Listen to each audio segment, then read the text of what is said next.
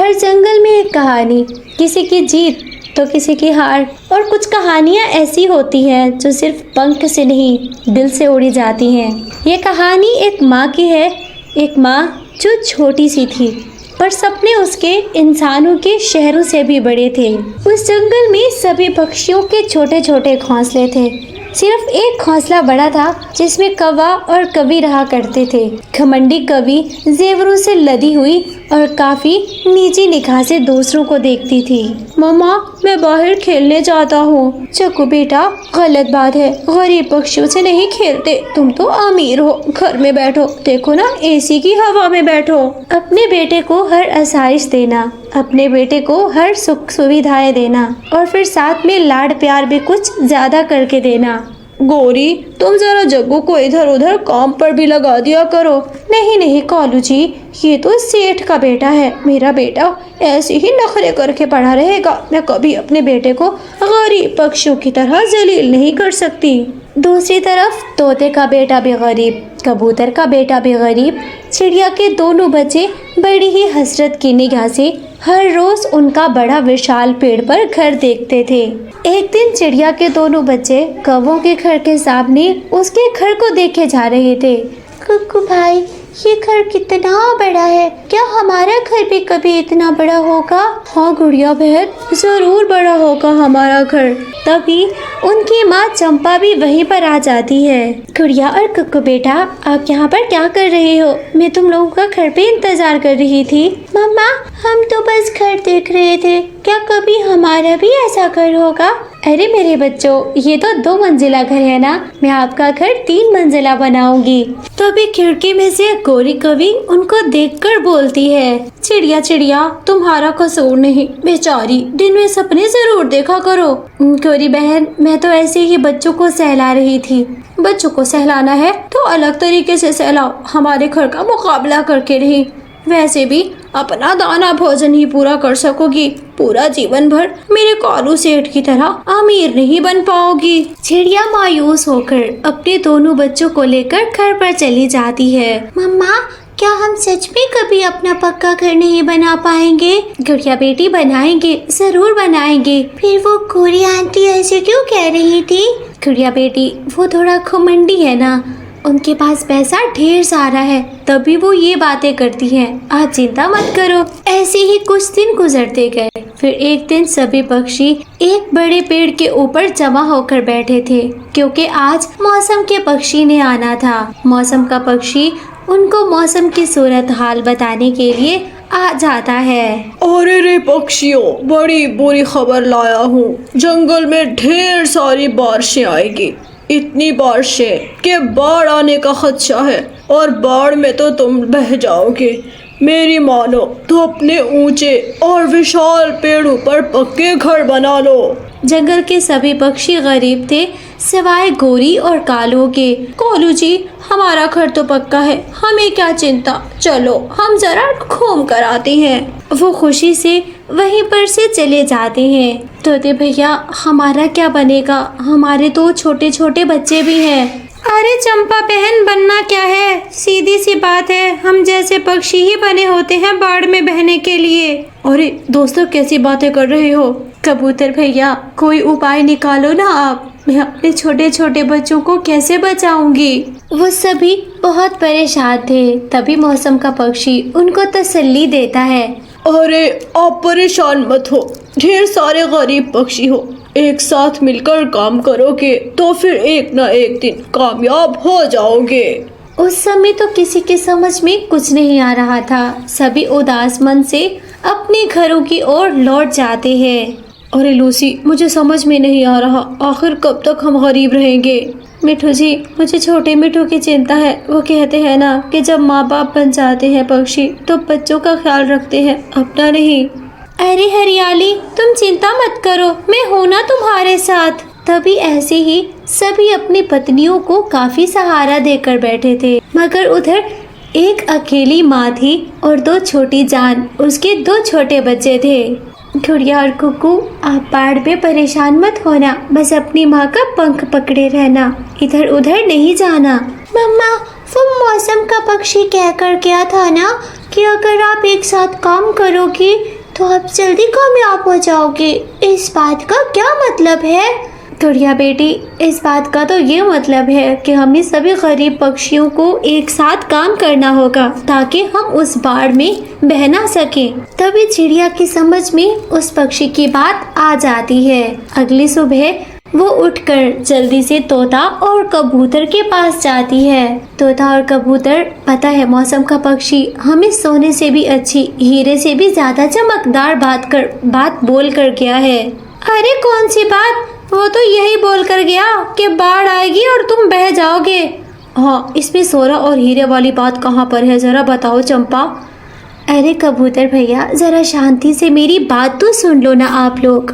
वो बोल कर गया है कि अगर हम सब मिलकर काम करेंगे एक साथ तो हम उस मुसीबत का मुकाबला कर पाएंगे, हम बाढ़ में बहने से बच जाएंगे।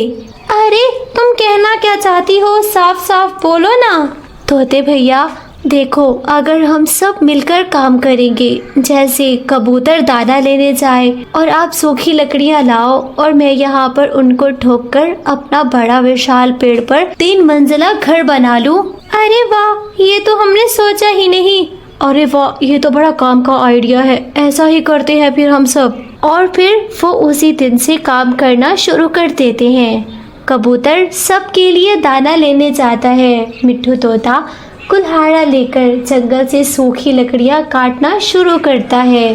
तोता कुल्हाड़ा लेकर जंगल में सूखी लकड़ियां काटने जाता है और फिर चंपा चिड़िया बैठकर ठुकाई करती है और फिर वो घर बनाना शुरू कर देती है। उनको 2 दिन लगातार काम करते हुए हो गए थे और उनका 3 मंजिला घर अब मुकम्मल होने ही वाला था। तभी गोरी कभी वहाँ पर आती है। अरे रे, दिन का सपना सच होने लगा है। छोटी चिड़िया, मेरा घर 2 मंजिला है, तुम्हें 3 मंजिला बनाने की इजाजत किसने दी है? गौरी बहन, ये जंगल सबका है, मुझे किसी की इजाजत की जरूरत थोड़ी ना है। मेरा कोलूपति सेठ है और सेठ अभी अपने पक्षियों को भेजकर तुम्हारा 3 मंजिला का घर गिरा देगा। ये बात तुम सोचना भी नहीं, इससे पहले तुमको एक माँ की ममता से लड़ना पड़ेगा। गौरी कवि जो हवाओं में बातें कर रही थी वो डर जाती है और वापस अपने घर को चली जाती है। शाम से पहले पहले उनका 3 मंजिला घर बनकर तैयार हो जाता है। एक मंजिल पर तोता तोती उनका बच्चा, दूसरे पर कबूतर कबूतरी उनका बच्चा और सबसे ऊंची वाली तीसरी मंजिल पर चंपा और उसके 2 बच्चे थे। मम्मा, हमारा सपना पूरा हो गया। हाँ गुड़िया बेटी, मैं कहती थी ना, सपना जरूर पूरा होगा। माँ, हमने सबसे अच्छा वाला घर लिया है, 3 मंजिला, हम सबको देख भी सकते हैं, खिड़की में से सारा जंगल दिखता है। अरे मेरी जान, आपको सब कुछ दिखेगा, आपकी माँ आपके सपने सच करेगी। तभी जंगल में बहुत तेज हवाएं चलती है और फिर तेज बारिश शुरू हो जाती है। देखते ही देखते बारिश बढ़ती गई और फिर जंगल में बाढ़ आ जाती है। बाढ़ में कालू और गोरी का घोंसला, जो कि 2 मंजिला था, धड़ाम से नीचे गिरता है। कालू जी, अब हम कहाँ जाएंगे? हमारे पास तो कोई नाव भी नहीं है। मम्मा, मेरे पापा तो सेठ थे, सेठ का घर कैसे टूट गया? अरे रे, टूट गया होगा, देखा नहीं, बारिश कितनी जालिम है। और फिर किसी पक्षी का घर नहीं बचा, वो तो छोटे छोटे घोंसले थे। नहीं कालू जी, सामने देखें, वो 3 मंजिला घर सभी पक्षियों ने मिलकर बनाया है। तभी वो उस घर के सामने जाकर मदद की गुहार लगाते हैं। बचाओ बचाओ, बाढ़ आ गई है, कोई हमें बचाओ, नहीं तो हम मर जाएंगे। अरे हरियाली, चुप करके सोई रहो, ये गोरी कवि की आवाज़ है। अरे पति जी, मैं आपको जाने नहीं दूंगी। हाँ, गोरी कवि कभी भी हमारे साथ अच्छे से बात नहीं करती थी। ऐसे ही तोता और कबूतर मदद करने के लिए नहीं उठते। फिर से बूढ़ी चिड़िया उनको अपने घर में आने देती है। तभी वहीं पर कवि बहुत शर्मिंदा थे, नजरें झुकाए माफी वाले अल्फाज बोलकर वो रात गुजारते हैं। मिट्ठू तोता और हरियाली तोती की नई शादी हुई थी। हरियाली, मुझे कभी कभी डर लगता है कि तुम मुझे छोड़कर ना चली जाओ। मिठू जी, ऐसा कभी नहीं होगा कि मैं आपको छोड़ दूं, बल्कि मैं तो हमेशा आपके साथ ही रहूंगी। देखो हरियाली, अगर तुम मुझे छोड़ जाओगी मैं तो मर जाऊंगा। नहीं मिठू जी, मैं हमेशा आपके साथ ही रहूंगी, आप चाहे मुझसे जैसा भी वचन ले लें। ये सुनकर मिठू तोता चुप कर जाता है। ऐसे ही कुछ दिन गुजर गए। चंपा जी, मेरे मिठू तो मुझसे बहुत प्यार करते हैं, रोज ही मुझसे वचन लेते हैं कि तुम मुझे छोड़कर कभी मत जाना। हाँ हरियाली, ये तो बहुत अच्छी बात है कि मिट्ठू भैया आपसे बहुत प्यार करते हैं। शादी भी वही सफलता की होती है जिसमें प्यार और मोहब्बत हो। मिट्ठू तोता दिन भर जंगल में घूमता और हरियाली के लिए पका हुआ अमरूद लाजमी लेकर आता था। मिट्ठू जी, आप कभी भूलते नहीं हो, मेरा अमरूद लेकर ही आते हो। अरे हरियाली, मैं कैसे भूल सकता हूँ, अमरूद तुम्हारे लिए नहीं लाऊंगा तो किसके लिए लेकर आऊंगा। ऐसे ही उनका प्यार दिन ब दिन बढ़ रहा था। और फिर एक दिन मिट्ठू तोता हरियाली से फिर कहता है, हरियाली सच सच बताओ, मुझे छोड़कर तो नहीं जाओगी। अरे मिट्ठू जी, आपको मैंने पहले भी बोला है, जैसा भी वचन लेना है ले लो, मैं कभी छोड़कर नहीं जाऊंगी। हरियाली, मैं चाहता हूँ कि तुम अपने पंख काट दो ताकि तुम इन पंखों से उड़कर मेरे से दूर ना जा सको। मिट्ठू जी, अगर ऐसी बात है तो मुझे अपने पंखों से ज्यादा आपसे प्यार है, मैं पंख अभी काट देती हूँ। हरियाली तोती कैंची लाकर देती है और फिर मिट्ठू तोता उसके दोनों पंख काट देता है। हरियाली, मैं तुम्हारा ये एहसान कभी नहीं भूलूंगा। अब मुझे पूरा विश्वास है कि तुम मुझसे दूर कभी नहीं जाओगी। ऐसे ही अगली सुबह मिट्ठू तोते से चंपा कहती है, मिट्ठू भैया, आज हरियाली नहीं आई है नदी पर, क्या हुआ है उसको? मैंने उसके पंख कटवा दिए हैं ताकि वो मुझसे दूर न जा सके। अरे, आपने इतना बड़ा जुल्म कर दिया उस पर, इसमें जुल्म की क्या बात है, ये तो मेरा प्यार है। भाड़ में जाए आपका ऐसा प्यार, आपने उसको एकदम मोहताज करके रख दिया, वो तो एक जगह से दूसरी जगह नहीं जा पाएगी। क्या आपको ऐसी पत्नी फिर पसंद आएगी? हाँ हाँ, क्यों नहीं, वो जो चाहेगी मैं वो करूँगा, मगर अपने से दूर उसको नहीं जाने दूंगा। मिट्ठू भैया, आपने बहुत गलत किया है, एक न एक दिन आपको जरूर एहसास होगा। मिट्ठू को चिड़िया की बातें समझ में नहीं आ रही थी। चंपा हरियाली तोती के पास जाती है। तोती, तुम तो मुझे समझदार लगती थी, तुमने क्या किया अपने साथ, अपने पंख ही दे डाले। अरे क्यों नहीं देती, मिट्ठू जी मुझसे इतना प्यार करते हैं, वो तो मुझे कभी भी छोड़कर नहीं जा सकते। मैं मानती हूँ वो तुमको नहीं छोड़ सकता, मगर तुमको अपने पंख काटने की क्या जरूरत थी? वो तो मिट्ठू जी ने बोला और मैंने उनकी मोहब्बत में ये सब कर लिया। कल को बोलेगा कि आंखें निकाल लो, इन आंखों से किसी को मत देखो, तो क्या वो भी निकाल लोगी तुम? चंपा काफी गुस्से में थी और वहाँ से चली जाती है। ऐसे ही कुछ दिन गुजर गए और फिर मिट्ठू तोता रोज रोज अमरूद मीठा फल लाने से अब थक चुका था। मैं तो थक गया हूँ, कब तक ला ला कर देता रहूँगा, ना जाने इसके पंख मैंने क्यों कटवा दिए। अब वो हरियाली तोती के लिए सूखा दाना लाता, सड़ा हुआ चने का दाना लेकर आता था। मिट्ठू जी, आप पहले तो बहुत अच्छी चीजें लाते थे, अब का भोजन तो मेरे अंदर जाता ही नहीं। हाँ हाँ, तुम तो आदी हो चुकी हो मीठा अमरूद खाने की, रोज रोज मैं कहाँ से लाऊंगा ये कहकर मिट्ठू तोता दूसरी तरफ मुँह करके सो जाता है। हरियाली तोती को आज बड़ा ही अफसोस हो रहा था, काश मेरे पंख होते तो मैं अपना दाना भोजन खुद ही कर लेती। ऐसे ही बरसात का मौसम आ जाता है। मिट्ठू तोते ने अपने घर की मरम्मत नहीं की थी। मिट्ठू जी, घर की मरम्मत कर लीजिए। अरे कहाँ जाए मिट्ठू, कभी दाना लाए तो कभी पानी लाए और कभी घर की मरम्मत करे। मिट्ठू एक है और काम उसके 100 हैं। मिट्ठू जी, आप मुझे ऐसी बातें क्यों सुनाते हैं, आपने खुद ही तो मेरे पंख कटवाए थे। मिट्ठू चुप करके घर से निकल जाता है। हरियाली तोती को अब सब समझ में आ रहा था। मैं समझ गई, चंपा ठीक कहती थी, अपने पंख काटकर मुझे नहीं देने चाहिए थे। एक रात बहुत बड़ा तूफान आता है और बहुत तेज बारिश आती है। मिट्ठू जी, घर की छत टपक रही है। अरे ये क्या, ये तो पूरे घर की छत गिरने वाली है, तूफान भी बहुत तेज है, हमें कहीं सुरक्षित स्थान में जाना होगा। मिट्ठू जी, सुरक्षित स्थान में आप ही जा पाओगे, मैं तो नहीं जा सकूंगी, आप जाकर अपनी जान बचा लीजिए। हाँ हरियाली, मैं चाहता हूँ, ऐसा ना हो मैं मर जाऊँ, मैं तो ज्यादा जीना चाहता हूँ। हरियाली तोते के दिल पे ये बातें तीर की तरह लग रही थी। हाँ मिट्ठू जी, आपकी जान को खतरा है, आप जा सकते हैं। मिट्ठू तोते ने एक बार भी हरियाली के बारे में नहीं सोचा और वो उस तूफानी रात में उसको अकेला छोड़कर वहाँ से चला जाता है। गुड़िया और कुक्कू बेटा, जल्दी से आकर मेरी पीठ पर बैठ जाओ और हम इस जगह छोड़कर जा रहे हैं, क्योंकि अभी कुछ देर में सभी घोंसले नीचे गिर जाएंगे। मम्मा, क्या हम वापस आएंगे वापस जंगल में? हाँ गुड़िया बेटी, जब तूफान थम जाएगा हम जरूर आएंगे, जल्दी चलो। मम्मा, हरियाली आंटी वो कैसे जाएगी? उससे मिट्ठू बहुत प्यार करता है, वो जरूर उसको अपनी पीठ पर बिठा कर लेकर जाएगा। चिड़िया उस तूफानी रात को अपने बच्चे पीठ पर बिठाकर सुरक्षित स्थान की तरफ चली जाती है। कबूतर और कबूतरी भी चले गए थे, मगर अब जंगल में सिर्फ हरियाली तोती अकेले बच गई थी। जंगल के सभी पक्षी अपनी जान बचाकर यहाँ से निकल चुके हैं।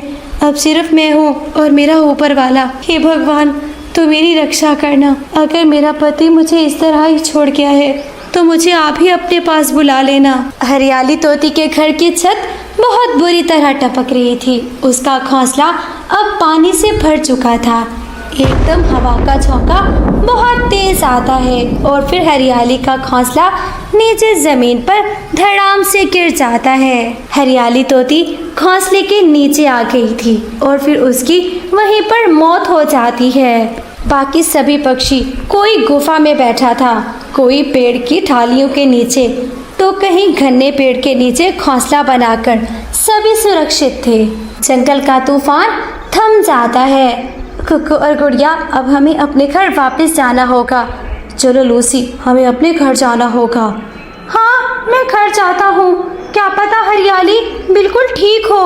वो सभी पक्षी वापिस ही अपने जंगल की राह लेते हैं। रास्ते में मिट्ठू तोते को एक जगह अमरूद दिखाई देता है। दोस्तों, तुम लोग आगे जाओ, मैं जरा आता हूँ। मिट्ठू तोता अमरूद के पास जाता है। हरियाली तोती ने मेरे लिए इतनी बड़ी कुर्बानी दी, पंख भी काट डाले उसने। आज मैं उसके लिए अमरूद लेकर जाऊंगा। मिट्ठू तोता वो अमरूद लेकर वापस जब घर आता है तो घोंसला टूट चुका था और हरियाली घोंसले के नीचे आकर बिल्कुल मर चुकी थी। हरियाली, हरियाली उठो, देखो मैं तुम्हारे लिए क्या लेकर आया हूँ। मगर हरियाली तोती कोई जवाब नहीं देती और फिर जंगल के दूसरे पक्षी भी जमा हो जाते हैं। बधाई हो, आज हरियाली तोती मर गई है। अरे चंपा, ये कैसी बातें कर रही हो? ऐसा नहीं हो सकता। यही होता है जब तुम लोग ऐसी ऐसी बातें करोगे, ऐसे प्रूफ लोगे, वचन लोगे, तो इससे जान भी जाती है। मिट्ठू तोता सामने वाले पेड़ पर कुछ लिखा हुआ देखता है, जहाँ ऐसे लग रहा था किसी ने खून से कुछ लिखा है। मिट्ठू, तुमने आने में देर कर दी। अरे हरियाली, मुझे माफ कर दो, मैं मर जाऊंगा तुम्हारे बिना। तोते भैया, या तो आप इसी तूफान में एक साथ मर जाते। अब आपने अपना रास्ता अलग किया है और हरियाली ने भी अपना रास्ता अलग कर लिया है। अब क्या ही कर सकता था मिट्ठू। जंगल के सभी पक्षी उससे नफरत करने लगे थे। कोई भी उससे बात करना गवारा नहीं करता था। मम्मा, हरियाली तोती के साथ गलत हुआ है ना?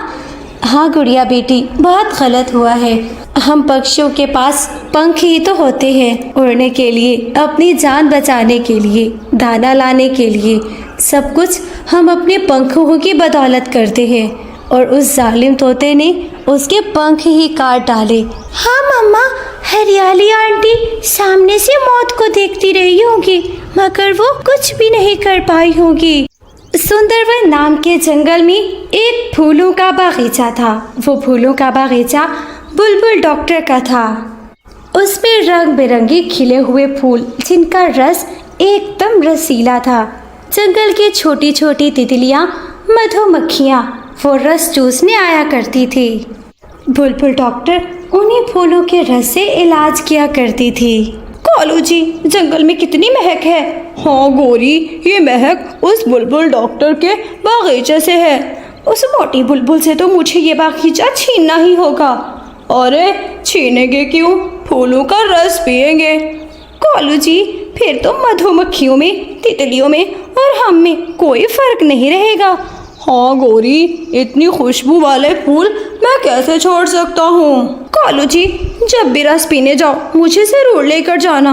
हाँ, अभी मैं थोड़ा बाहर जा रहा हूँ, रात में जाएंगे, फूलों का रस पिएंगे। रात हो जाती है। कालू जी, अब तो सभी पक्षी सो गए होंगे, जल्दी चलो, हम फूलों का रस पीने चलते हैं। हाँ गौरी, आराम से चलना, ज्यादा काय काय मत करना।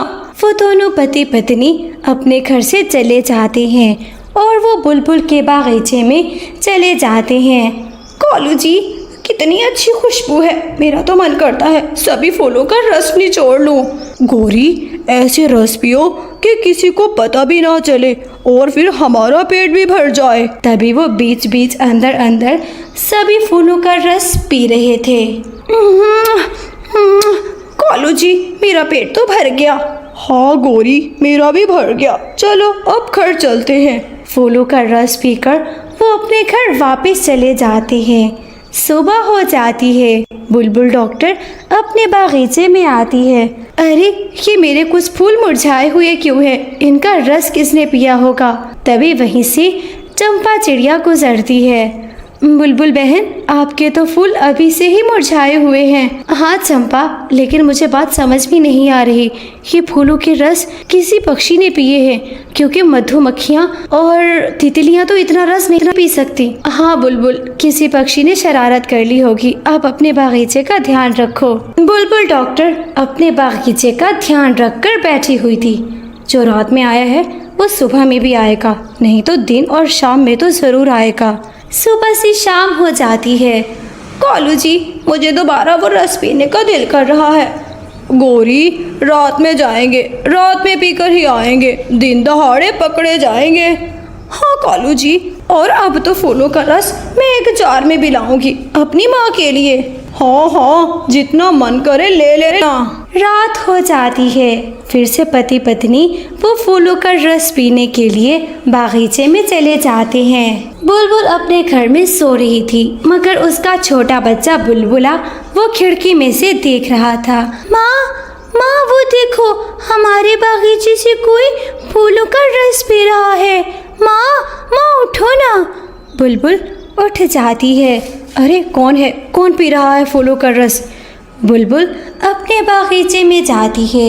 वो कौवे वहाँ से भाग जाते हैं। काला काला था, कुछ काला, मुझे और कोई रंग नहीं दिखा। जरूर जरूर गौरी और कालू मेरे फूलों का रस पी रहे हैं। मैं सुबह होते ही तोते महाराज के पास जाऊंगी। कालू जी, बच गए, आज तो बच गए। गौरी, अरे बड़ी मुश्किल से बचे हैं, फूलों के रास्ते तो गए, इस बार तो जान से भी जाते थे। कालू जी, अगली बार मैं नहीं जाऊंगी, तुम जाओगे, रस पीकर भी आना और मेरे लिए लेकर भी आना। सुबह हो जाती है। सुबह ही सुबह बुलबुल बड़े गुस्से में थी। वो सीधा चंपा के पास जाती है। चंपा बहन, मैं ना कहती थी कि वो फूलों का रस किसी मधुमक्खी या तितली ने नहीं पिया, बल्कि उन काले कौवों ने पिया है। क्या गौरी और कालू चोरी करने पर लग गए हैं? हाँ क्यों नहीं, काले कौवे हैं, चोरी ही करेंगे ना। बुलबुल बहन, आप चिंता मत करो, इनका हल यही है। आप सीधा तोते महाराज के पास जाओ और उन्हीं को बोलो कि वो ही फैसला दें। चंपा बहन, मैं चाहती हूँ कि तुम भी मेरे साथ चलो। बुलबुल और फिर चंपा दोनों तोते महाराज के दरबार में जाती हैं। महाराज, ये बुलबुल डॉक्टर हमारे पूरे जंगल के बीमार पक्षियों का इलाज करती है। उसने फूलों के बागीचा बनाया है, उन्हीं रस से ही इलाज करती है, और वो रस कालू कौवा और गोरी कवि वही पी रहे हैं। अरे, तुम ऐसे कैसे किसी पर इल्जाम लगा सकते हो? जब तक कोई प्रूफ नहीं होगा मैं इस बात पर यकीन नहीं करूँगा। तोते महाराज, आप जाकर देख लीजिए, मेरे बागीचे के फूल काफी मुरझाए हुए हैं। देखो बुलबुल, पीने वाला कोई और भी हो सकता है, मधुमक्खियाँ, तितलियाँ और कोई प्राणी भी हो सकता है, मगर तुम उनका नाम ऐसे मत लो। चंपा बहन, यहाँ से भी कोई हल नहीं निकलेगा। वो कालू और गोरी कभी भी नहीं सुधरेंगे। महाराज जी, आप एक बार उनको दरबार में बुलाकर पूछिए तो सही। चलो ठीक है, मैं तुम्हारी बात मान ही लेता हूँ। फिर मिट्ठू महाराज कालू कौवा और गोरी कौवी को बुलाता है। बताओ गोरी और कालू, तुम लोग बुलबुल के बागीचे से रस पीते हो क्या? नहीं नहीं मिट्ठू महाराज, हम आपको चोर लगते हैं क्या? पहले कभी जंगल में हमने चोरी की है क्या? यही तो बात है, तुम लोग मुझे चोर नहीं लग रहे। हाँ मिट्ठू महाराज, ये हम पर इल्जाम लगा रही है, अपने बागीचे की रखवाली नहीं करती, कोई भी चोरी रस पी जाएगा तो क्या ये हमारा नाम लगाएगी? देखो बुलबुल, तुम्हारा बागीचा है, उसका ध्यान तुम रखो। जो चोर आता है उसको पकड़कर मेरे पास लेकर आओ। मैं उसको सजा ना दूं तो तब कहना कि मिट्ठू महाराज इंसाफ नहीं करता। बुलबुल चुप कर जाती है और फिर शांति से वापस अपने बागीचे में आ जाती है। अब तो जरूर पकड़ूंगी, जो भी मुजरिम हुआ उसको तोते महाराज के पास लेकर ही जाऊंगी। कालू जी बच गए, बढ़िया ही वो मोटी बुलबुल हमें फंसाने वाली। मिट्ठू महाराज ने कैसे हमारा साथ दिया। हाँ गोरी, मेरी माँ बहुत अच्छी थी। वैसे कौवे चोरी करते हैं, मगर मेरी माँ ने कभी चोरी नहीं की थी, तभी मिट्ठू महाराज को मुझ पर इतना विश्वास है। मगर कालू जी, मैं तो फूलों का रस पीने जरूर जाऊंगी। हाँ हाँ, मैं भी जरूर जाऊंगा और हम कभी पकड़े नहीं जाएंगे। रात हो जाती है। कालू जी जल्दी चलो, पहले दूर से देखेंगे वो मोटी बुलबुल बैठी भी है कि नहीं बैठी। मम्मा मम्मा, मेरे पेट में दर्द हो रहा है। अरे बुलबुले बेटे, जल्दी से घर के अंदर जाओ, मैं आपके लिए दवा लाती हूँ। बुलबुल अपने बेटे को दवा देने के लिए घर के अंदर आती है और पीछे से गोरी और कालू फूलों का रस पीना शुरू कर देते हैं। कालू और गोरी ऐसे नशे में धुत हो चुके थे कि वो काले फूल का भी रस पी जाते हैं। काले फूल का रस पीने के बाद दोनों की आवाज बंद हो जाती है और वो बोल नहीं सकते थे। अरे ये क्या हो गया मेरी आवाज को? मैं तो बोल नहीं पा रही, ना ही कालू कौवा बोल पा रहा है। ऐसे ही वो मन ही मन में सोच रही थी। अरे मैं बोल भी रहा हूँ, चोंच भी हिला रहा हूँ, मेरी आवाज क्यों नहीं निकल रही? वो दोनों पति पत्नी बहुत परेशान हो जाते हैं, उनकी आवाज बंद हो जाती है। वहीं पर बुलबुल भी आ जाती है। तो तुम हो ना चोर, तुम लोग बादशाह के दरबार में तो मासूम बन गए थे, अब तो मैंने आपको रंगे हाथों पकड़ लिया है। वो दोनों बोलना चाहते थे मगर वो बोल नहीं पा रहे थे। मैं समझ गई तुम लोग क्यों नहीं बोल पा रहे हो, तुम लोगों ने काले फूल का रस पी लिया है। ये सुनकर गोरी और कालू और परेशान हो जाते हैं। वहीं पर बुलबुल सभी को बुला लेती है। जंगल के सभी पक्षी जमा हो जाते हैं। मिट्ठू महाराज के दरबार में सभी कह रहे थे गोरी और कालू चोर नहीं हो सकते। आप खुद देख सकते हो, बुलबुल ने इनको रंगे हाथों तो पकड़ लिया, मगर हाँ, जो फूल का रस पिया इन्होंने वो फूल भी असर दिखा रहा है। कालू और गोरी इतनी मासूमाना शक्ल बना चुके थे, शर्मिंदा हो रहे थे। ऐसा लग रहा था जैसे वो बुलबुल से इलाज करवाना चाहते हो। बुलबुल उनको मिट्ठू महाराज के पास लेकर जाती है। महाराज जी, आज फिर इन्होंने फूलों का रस पिया है, मगर इस बार जहरीले फूलों का रस पिया, जिससे इनकी आवाज़ बंद हो गई है। अरे तुम लोग तो सच में ही चोर निकले, मेरा विश्वास गलत था, मुझे तुम पर विश्वास करना ही नहीं चाहिए था। अब गोरी और कालू बोल तो नहीं सकते थे, ऐसा लग रहा था जैसे वो मिट्ठू महाराज से माफ़ी मांग रहे हों। चलो सिपाहियों, इनको जेल में डाल दो। पूरा महीना बुलबुल आप इनका इलाज नहीं करोगी, ये ऐसे ही बिना बोले रहेंगे। महीने के बाद ही इनका इलाज किया जाएगा। ये सुनकर कालू कौवा और गोरी कौवी के तो होश उड़ जाते हैं। उनको जेल में डाल दिया जाता है। प्यारे दोस्तों, हमारी कहानी को लाइक, चैनल को सब्सक्राइब करना मत भूलना। आपका धन्यवाद।